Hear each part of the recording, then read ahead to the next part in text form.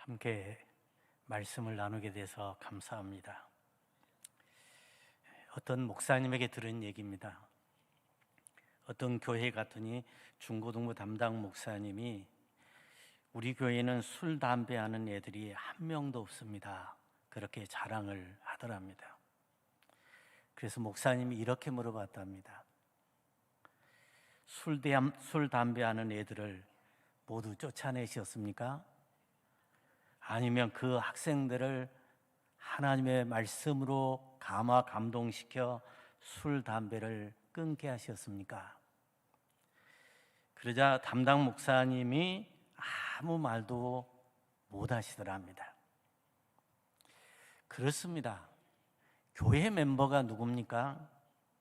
모범교인, 모범 학생도 있어야 하겠지만 진짜 주님이 원하는 교회의 멤버는 주님이 말씀하셨어요. 죄인, 병든 자다. 그렇게 말씀하셨어요. 술 마시는 아이, 술 마시는 어른, 담배 피는 어른, 담배 피는 아이, 요상한 머리 모양 물든 아이, 단정하지 못한 옷차림, 세상에서 손가락질 받는 사람들, 그런 죄인들이 교회의 멤버, 주인이다. 예수님께서 말씀을 하셨습니다. 제 아들이 고등학교를 다닐 때 제게 아들이 그렇게 얘기했습니다. 아빠, 머리에 물들이면 안 돼. 그렇게 얘기하더라고요. 아내는 목사 아들이 머리에 물들이고 다니는 것, 그게 과연 아빠가 허락하실 일인가, 그렇게 생각했던 것 같아요. 지금은 그 아들이 40을 넘었습니다마는 한 20 몇 년 전이니까 그때만 해도 목사 아들이 머리에 물을 들인다, 성도들이 이해를 잘 못하셨을까요? 그런데 저는 그렇게 얘기했어요. 해보고 싶으면 해봐라. 지금 안 해보면 언제 해보겠냐. 제가 그렇게 얘기를 했어요. 사랑하는 성도 여러분, 교회 안에서 모범이 되지 못하는 아이, 어른, 그런 사람들에게 그러면 안 된다고 그렇게 말하면 안 됩니다. 이렇게 해야 된다고 그렇게도 말하지 마세요. 이해하려고도 하지 마시고 그냥 사랑만 해주면 됩니다. 그리고 가까이서 친구만 되어주면 됩니다. 예수님께서 분명히 말씀하셨습니다. 내가 구원하러 온 사람들은 병든 자다, 죄인이다. 그런데 되게 교회 오래 다니다 보면 이 예수님의 말씀을 너무 잘 알면서도 깊이 이해를 잘 못하시는 것 같아요. 여러분, 병든 자, 죄인, 그런 사람들을 있는 모습 그대로 맞아주고 인정해 주는 교회가 건강한 교회입니다. 모범생은 믿음이 있는 좋은 교인, 그렇지 않는 분은 믿음이 없는 분, 절대로 그게 아닙니다. 모범적으로 보이는 겉사람이 아닌 예수님을 내 안에 모신 교회, 그 교회가 좋은 교회, 예수님을 내 안에 모신 그리스도인이 좋은 교인. 일반적으로 교회라고 할 때 사람들은 십자가의 종탑이 높이 세워진 건물을 생각합니다. 그러나 그것은 예배를 드리고 신앙 훈련하고 성도의 교제를 나누기 위해 지은 건물입니다.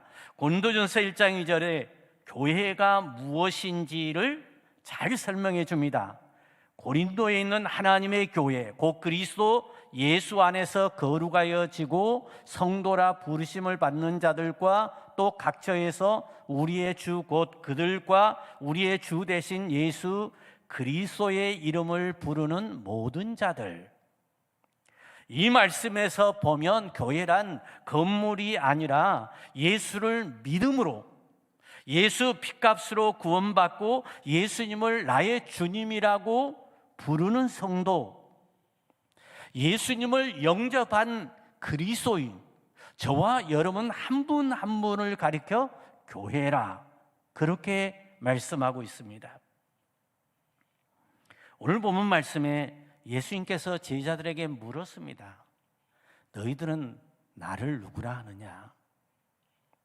베드로가 즉시 대답합니다. 성질 징하게 급하잖아요. 베드로, 주는 그리스도시요 살아계신 하나님의 아들이니이다. 이 고백을 들으신 예수님이 말씀하셨습니다. 내가 이 반석 위에 내 교회를 세우리라. 예수 그리스도가 교회를 세우는 반석이기에 예수님을 주인으로 모신 내가 교회라고 하는 사실을 예수님은 분명하게 말씀을 하셨어요. 그래서 요즘 크리스천들에게 가장 큰 고민이 있다면 교회라는 생각이 들어요.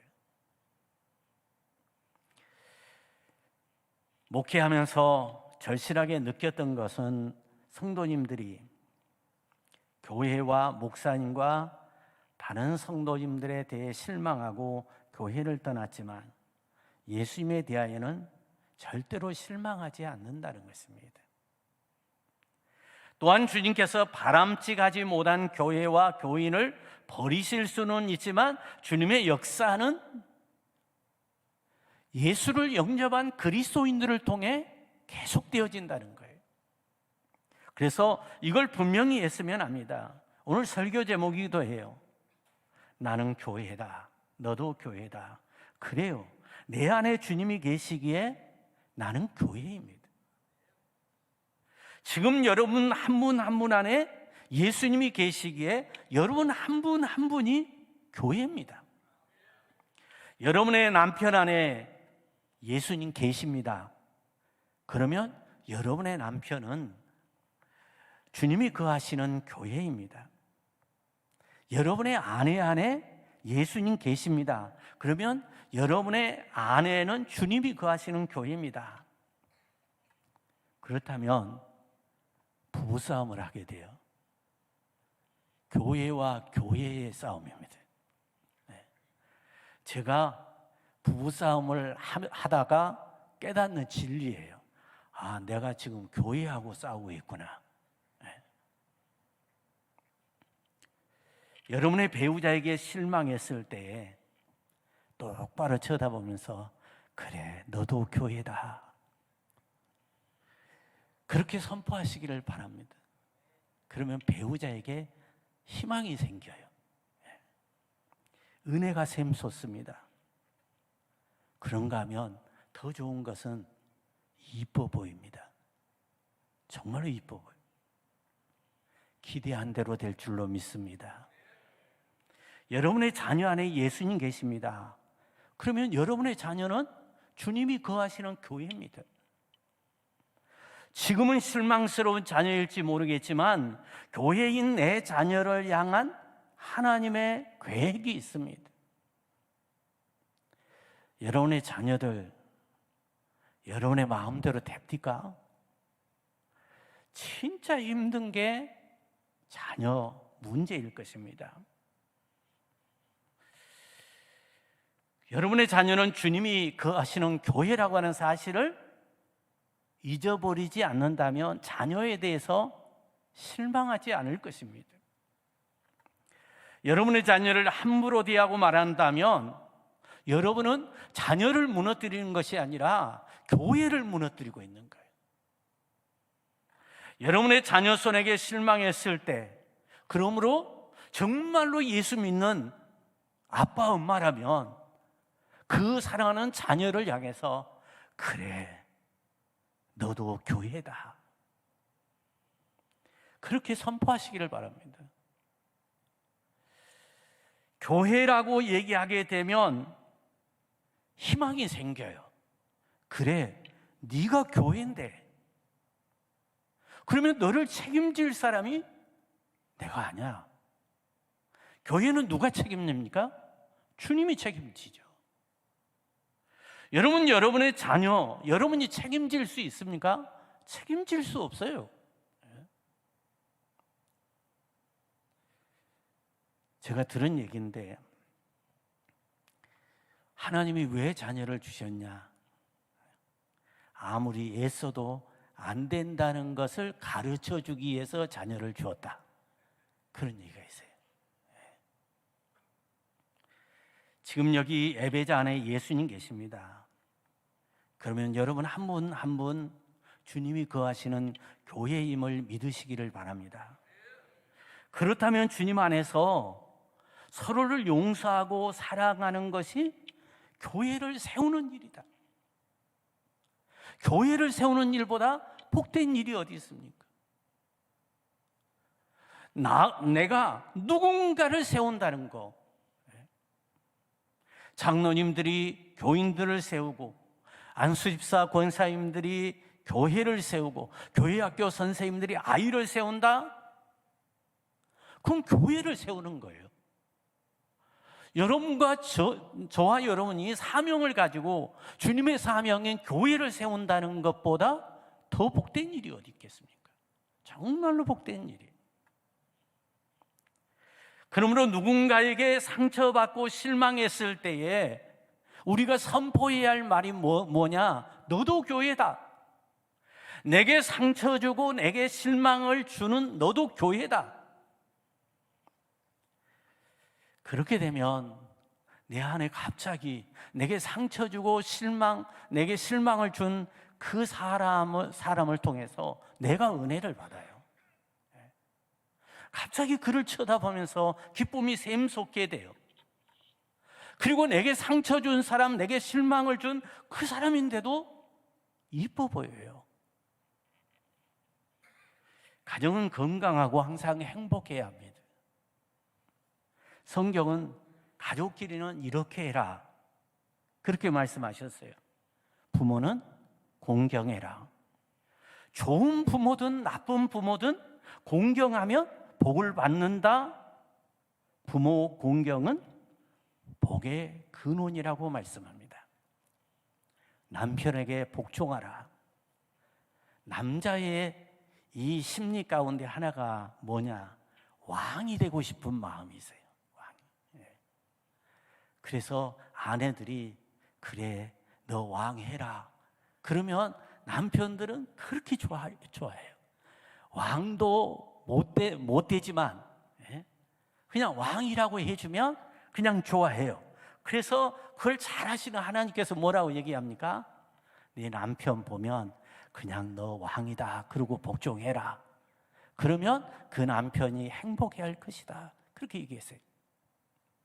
아내는 어떻게 하라? 사랑하라. 그렇게 얘기해요. 여자는 가장 행복해할 때가 언제냐? 사랑받을 때. 여자를 지으신 하나님이 그걸 잘 아시잖아요. 그래서 남편에게 얘기한 거예요. 아내가 언제 가장 행복해하더냐? 네가 사랑할 때. 그러므로 사랑해라. 그렇게 말씀하신 거예요. 자녀는 어떻게 해라? 양육해라. 자녀는 부모가 무엇인가 되게 하려고 끊임없이 잔소리를 해요. 부모는 100% 너 잘 때라고 하는 꼭 필요한 말이다. 그런데 자녀는 뭐라고 얘기를 하느냐? 99%가 잔소리입니다. 그렇게 얘기해요. 나는 100% 너를 위해서 한 얘기인데 자녀가 99% 잔소리라는 거예요. 실제 그래요. 부모가 자녀를 무엇인가를 되게 하는 것이 아니라 하나님이 자녀를 되게 하신다는 거, 이거 절대로 잊으면 안 돼요. 그래서 하나님의 말씀으로 양육해라.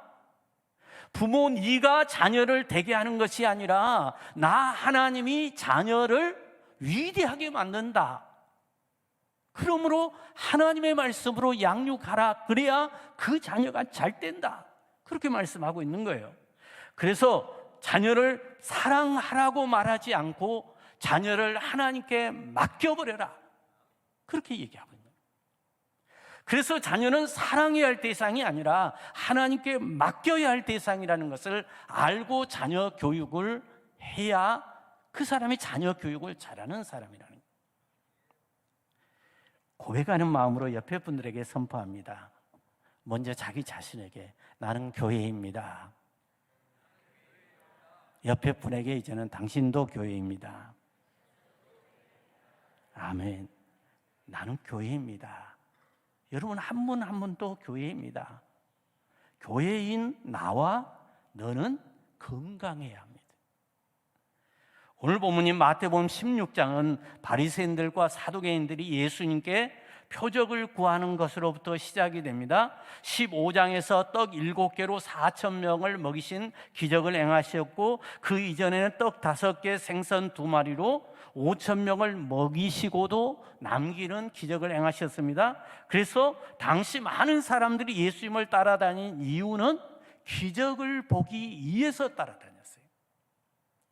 이런 예수님의 기적적으로 빵이 생기고 죽은 사람이 살아나고 각색 병든 자가 치유되고 귀신이 떠나고, 이런 예수님의 기적을 본 사람들은 더 큰 기적을 보기 위해서 예수님을 줄기차게 따라다녔습니다. 그렇게 사람이 모이는 것을 보며 예수님께서는 뭐라고 얘기를 하느냐? 제자들에게 누룩을 주의해라, 그렇게 말씀을 하셨어요. 예수님에게 중요한 것은 사람이 많이 모이는 것이 아니라 왜 그들이 모이느냐 하는 데 있었습니다. 대개 우리는 그렇게 얘기하죠. 사람이 많이 모이는 게 중요하지. 그런데 왜 많이 모였느냐? 그게 중요한 게 아니라 왜 모였느냐? 그게 중요한 거 아닙니까? 왜 사람들이 교회로 모여듭니까? 여러분들은 왜 교회에 오셨습니까? 그리고 지금 효시민의 사람들 드라마 할 시간인데, 여러분들은 여기에 오셨습니까? 예수님 당시의 기적을 보고 모였던 사람처럼 기적, 축복을 바라고 모이지는 않으셨습니까? 예수님께서는 지금 교회에 나온 여러분에게 바로 그런 누룩을 조심해라, 그렇게 분명히 말씀했어요. 예수님께서 제자들에게 이렇게 물으셨어요. 그리고 이르시되 너희는 나를 누구라 하느냐? 저 많은 사람들은 기적을 보기 위해서 따라다니는데, 먹을 것을 얻기 위해서 따라다니는데, 너희는 나를 누구라고 생각하고 나를 따라다니느냐? 그렇게 물으신 거예요. 그러자 제자들이 자신들은 물론 사람들이 원하는 바 예수님에 대한 대답을 하죠. 독서를 퍼부으며 영웅처럼 짠하고 멋지게 나타난 세례 요한, 능력의 선지자 엘리야, 망해가는 조국의 미래를 바라보며 눈물을 흘리는 선지자 예레미야, 그리고 선지자 중에 하나. 그러자 예수님께서 제자들에게 이렇게 물으셨어요. 너희는 나를 누구라느냐? 사람들이 나를 뭐라고 말하는 게 중요한 것이 아니라, 너희들은, 나를 지금 따라다니는 너희들은 나를 누구라고 따라다니냐? 베드로가 대답했습니다. 주는 그리스도시요 살아계신 하나님의 아들이시니다. 아멘. 지금 이 시대에 많은 사람이 좋은 교회를 찾아, 좋은 목사님을 찾아, 이 교회도 기웃, 저 교회도 기웃거리고 있습니다. 신유의 기적이 일어나, 그래서 그 교회로 찾아들고, 이상하게 욕은 하는데 개미가 있어. 그래서 욕을 들으면 뭔가 시원해.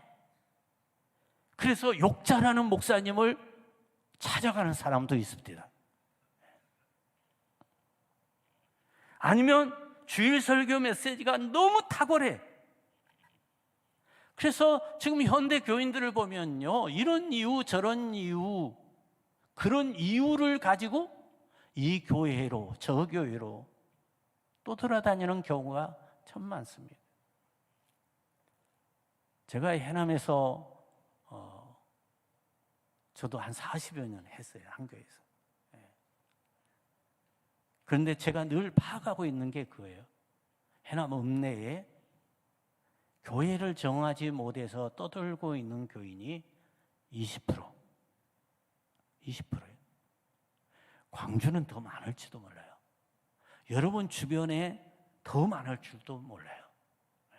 이 교회는 이래서 나하고 안 맞아, 저 교회는 저래서 안 맞아. 그래 몇 교회 순례하다가 결국은 교회를 안 가버리는 사람들, 그런 사람들을 가난 교인이라 요즘 신종 용어로 그렇게 얘기하대요. 그런 사람들을 찾아가서 너도 교회다, 그렇게 말할 수 있어야죠.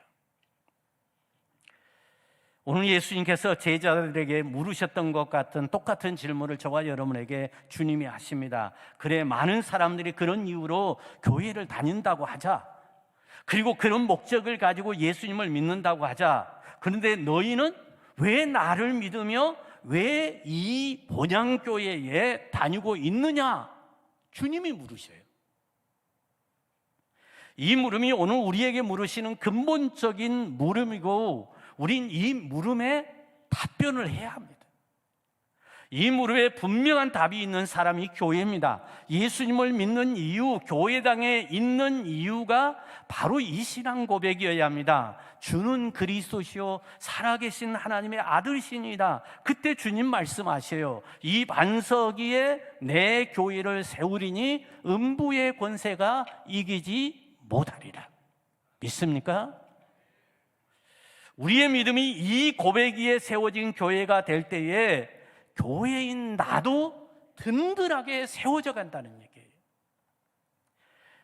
지독히도 세속적인 우리가 바라는 기적과 축복, 교회의 모범생이 되는 교인이 아닌 예수님을 나의 주로 고백하고 영접해서 내 안에 모신 내가, 여러분이 진정한 교회로 세워져야 한다는 얘기예요.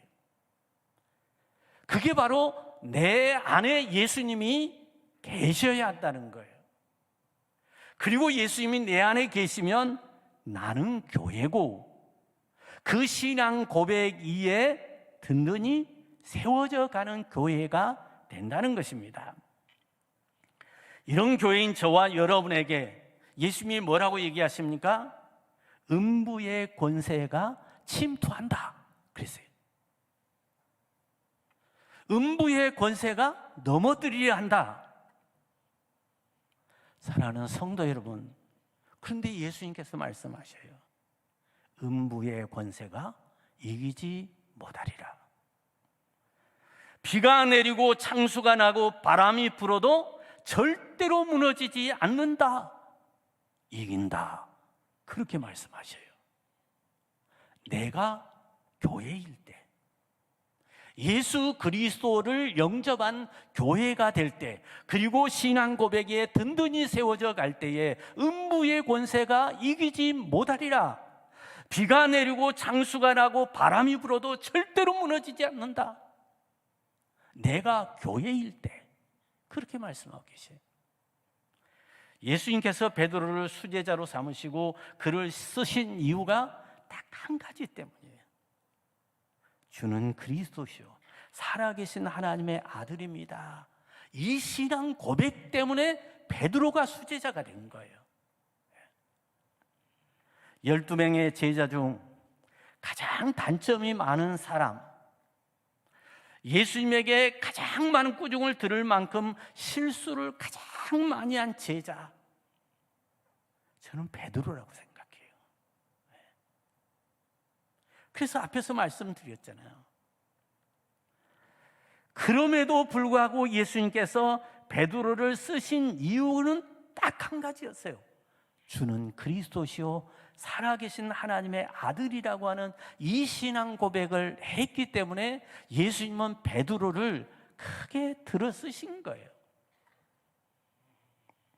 실수가 없어서가 아닙니다. 실망스러운 일을 안 해서가 아닙니다. 꾸중 들을 만한 일을 전혀 안 해서 베드로를 크게 쓰신 게 아니에요. 그럼에도 불구하고 주는 그리스도시요 살아계신 하나님의 아들이라고 하는 이 신앙 고백 때문에 베드로를 그렇게 크게 들어 쓰셨다는 얘기예요. 교회를 다시 생각합니다. 교회인 여러분들이 행하는 많은 일, 선행, 사역이 있습니다. 그러나 우리 예수님은 그걸 보시고 교회인 여러분들을 쓰신 것이 절대로 아닙니다. 주는 그리스도시요 살아계신 하나님의 아들입니다라고 하는 확실한 신앙 고백 때문에 저와 여러분을 들어 쓰신다는 사실을 꼭 알으셨으면 좋겠습니다. 예수님이 그리스도라는 신앙 고백 위에서 우린 예수님이 주 되심을 인정해야 합니다. 그러므로 주님 나라에서 나는 주인공이 아니라 주님께 쓰임받는 존재가 되어야 합니다. 요즘 제게 만나는 사람들이 묻는 질문이 있어요.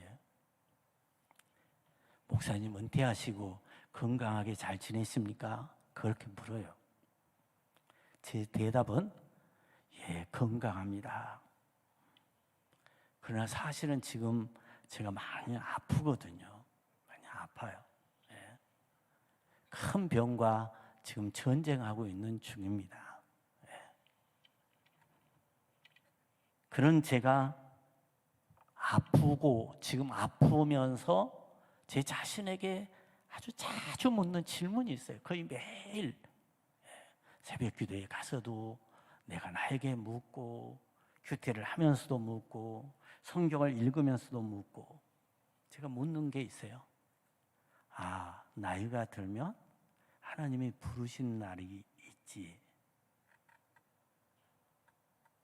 그러면 내가 하나님의 부르심을 받았을 때, 하나님 앞에 섰을 때 건강한 그리스도인으로 서야 되지 않겠느냐. 그래서 거울을 보면서 또는 나 자신을 보면서 그렇게 얘기해요. 너의 영적인 상태는 건강하냐? 내가 나에게 묻는 질문이에요. 끊임없이 물어요.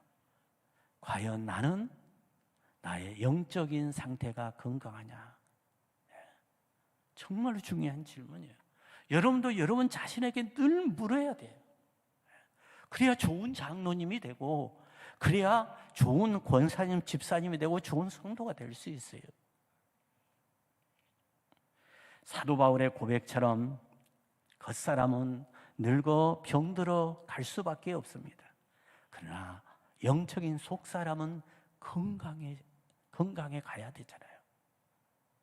왜? 이 세상에서 영원히 살지 않을 거니까, 주님 앞에 설 거니까. 제가 신장을 잘라내야 하고 요로를 잘라내야 하는 수술을 받기 위해서 수술실에 이렇게 실려 들어갔어요. 세브란스 병원에서. 이렇게 수술실로 딱 들어갔는데 거기는 믿는 병원이라 수술실에 딱 들어갈 때 천정에 성경 구절이 써 있대요. 뭐라고 써 있느냐? 두려워하지 말라. 내가 너와 함께함이니라. 이사야의 말씀이 수술실 들어가는 천장에 큰 글씨로 써져 있어요. 그 글을 읽는 순간, 아, 나는 죽어도 좋다. 그런 안심, 안도감 같은 게 있잖아요. 그리고 들어갔다가 마취 쇼크로 중환자실에 수술도 못 받고 들어갔다가 죽는다, 뭐 이런 선언까지 들었는데, 그래도 하나님이 아직 영적 상태가 건강하지 않다고 더 있다가 와라 그래가지고 깨어났어요.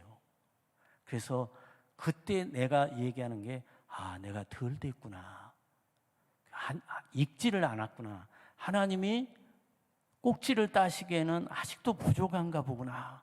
그래서 더 나에게 물어요. 매일 나의 영적 상태는 건강한가?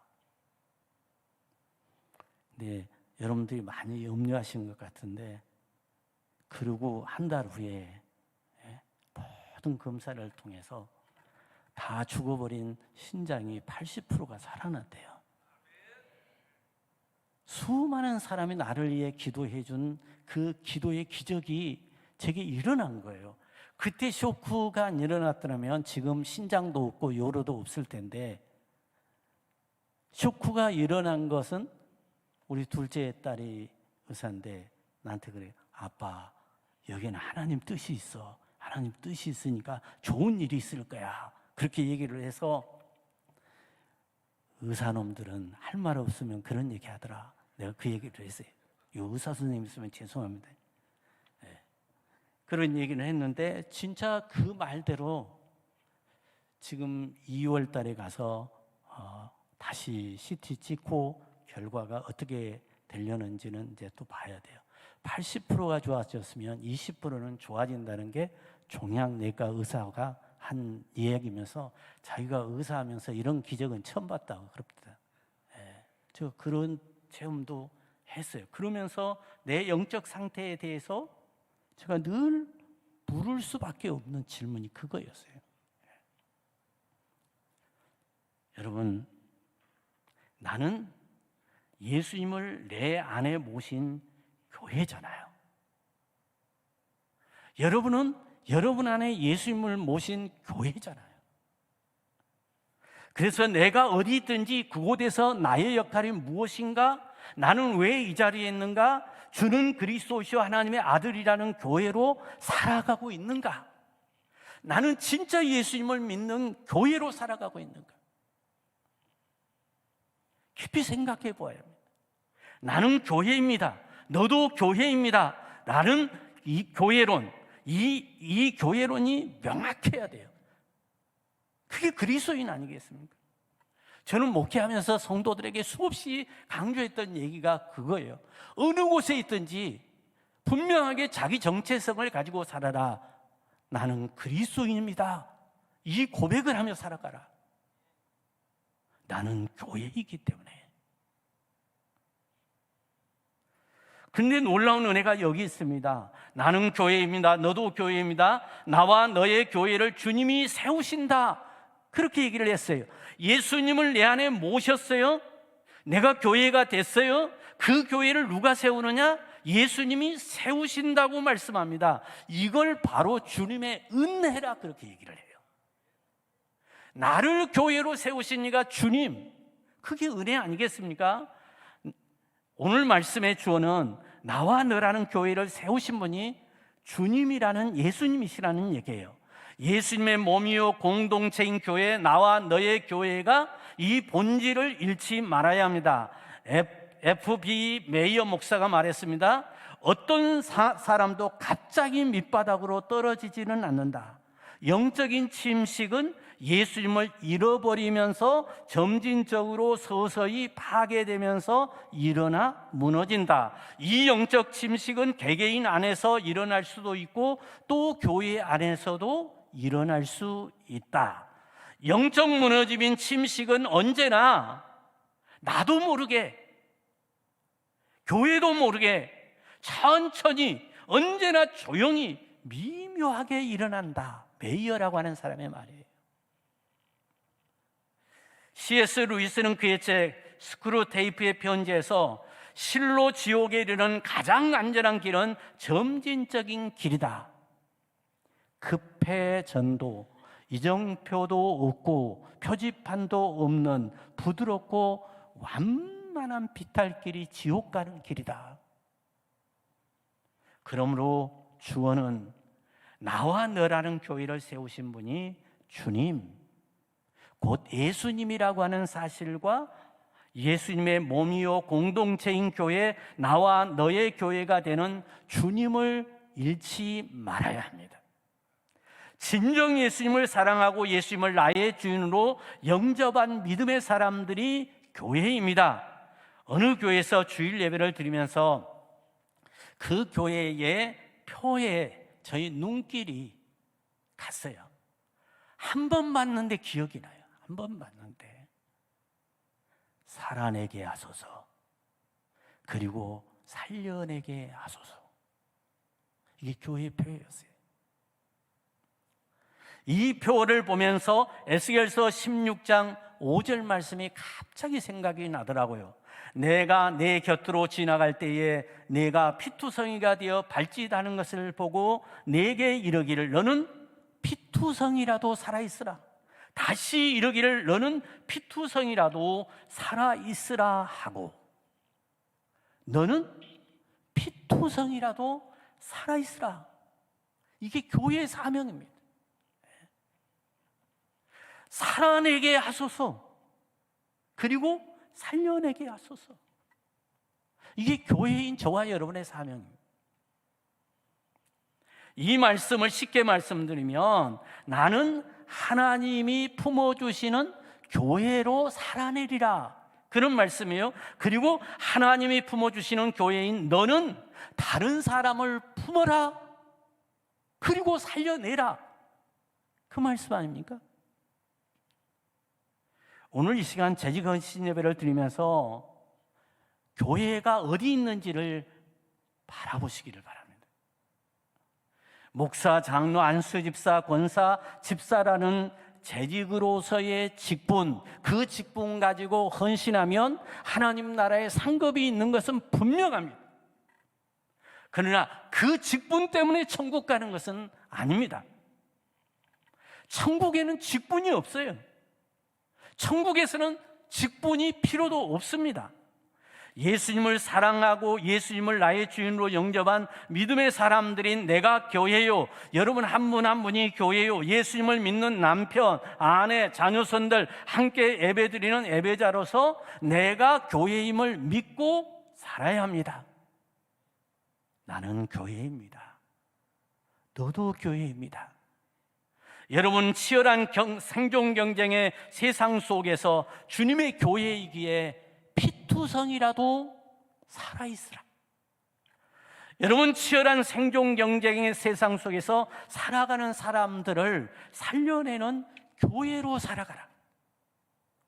저와 여러분에게 주신 교회로서의 사명입니다. 그때 주님 말씀하십니다. 이 반석 위에 내 교회를 세우리니 음부의 권세가 이기지 못하리라. 내가 나를 주 안에서 품으면 나는 이기는 자가 됩니다. 성경의 사람들이 모두 그랬습니다. 내가 좋은 사람은 물론 원수 같은 사람이라도 그 사람을 품어버리면 나는 그 사람을 이기는 자가 됩니다. 이겨 먹으려고 하지 마세요. 이겨 먹으려고 하면 절대로 못 이깁니다. 저 사람 위에 서야 되겠다? 절대로 그 사람 위에 못 섭니다. 내가 품으면 그 사람을 이깁니다. 내가 품으면 주님이 그 사람 위에 있게 하십니다. 내가 성경의 사람들이 그랬습니다. 모세가 바로도 품었습니다. 모세가 바로도 품었습니다. 누가 이겼습니까? 바로가 이겼습니까? 모세가 이겼습니다. 다윗이 자기를 죽이려는 사울 왕을 다 품었어요. 죽일 수 있는 기회가 왔어도 품었어요. 누가 이겼습니까? 다윗이 이겼습니다. 그리고 성군이 됐어요. 예수님이 십자가에 자기를 못 박는 모든 죄인들을 품었습니다. 아버지여, 저들이 하는 일을 저들이 알지 못하오니 용서해 주시옵소서. 품었습니다. 누가 이겼습니까? 예수님이 이기셨어요. 원망하며 살아온 아버지, 어머니라도 품어야 합니다. 엔수 같은 남편, 마음에 안 드는 아내 품으면 좋은 남편 됩니다. 사랑스러운 아내 됩니다. 자식이기를 포기하고 싶은 자녀들을 품어야 합니다. 옛날에 어르신들이 그런 얘기 하잖아요. 호적에 파벌고 싶다고. 얼마나 힘들었으면 그렇겠어요. 근데 그 자녀라도 품어야 합니다. 나를 아프게 하는 그 사람도 품어야 합니다. 이 교회는 구역이라고 하는지 셀이라고 하는지 목장이라고 하는지 잘 모르겠지만 이게 목자, 구역장 이게 노릇하기가 보통 쉽습니까? 진짜 힘들죠. 품으면 그 사람이 교회가 됩니다. 그 사람이 교회가 돼요. 이게 목자를 제가 목회하면서 목자를 이렇게 했을 때 목자들 중에 많은 분들이 그렇게 얘기해요. 아니 몇 명 되는 목원도 품기가 힘든데 목사님은 이 많은 교인들을 어떻게 다 품으세요? 그렇게 얘기를 해요. 그러면 제가 그렇게 얘기합니다. 대충 품은데도 잘 안 깁디다. 제가 그렇게 얘기를 해요. 품으면 이기는 자가 됩니다. 품고 살아가면 그 사람이 행복해지는 것이 아니라 내가 행복해집니다. 그리고 내가 행복해지는 순간 내가 품었던 그 사람도 나를 바라보며 얘기합니다. 너 때문에 행복하다고. 그렇다면 더더욱 주는 그리스도시요 살아계신 하나님의 아들이라고 고백함으로 교회가 된 저와 여러분이 이기는 자가 되려면, 복의 근원이 되려면 품어야 하지 않겠습니까? 예수님 공동체인 본향교회도 다 품어야 합니다. 세상에 버림받은 죄인도 품어야 합니다. 품은 사람이 이깁니다. 복의 근원이 됩니다. 예수님 말씀입니다. 이건 성경 말씀입니다. 주님의 교회인 여러분 한 분 한 분이 모여 예수님의 공동체를 이룬 본향교회와 성도, 날 위해 피 흘리신 나의 주님이신 예수님이 세우심을 고백하는 교회가 되기를 바랍니다. 내가 무엇을 한 것이 아니라 나의 믿음과 헌신 위에서 반석 같은 교회가 되시기를 바랍니다.